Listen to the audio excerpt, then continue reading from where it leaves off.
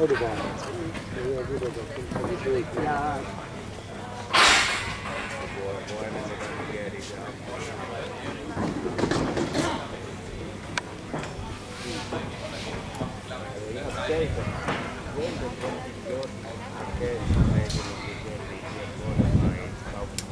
Ja.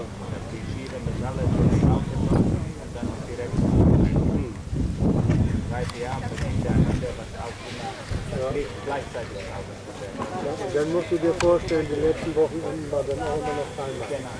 Da war euch in Segeberg nicht. Wir sind gar nicht nach Segeberg reingefahren. Aber gesagt, was soll Wetter das? wäre fast mit zwei Reiter über das Wetter laufen.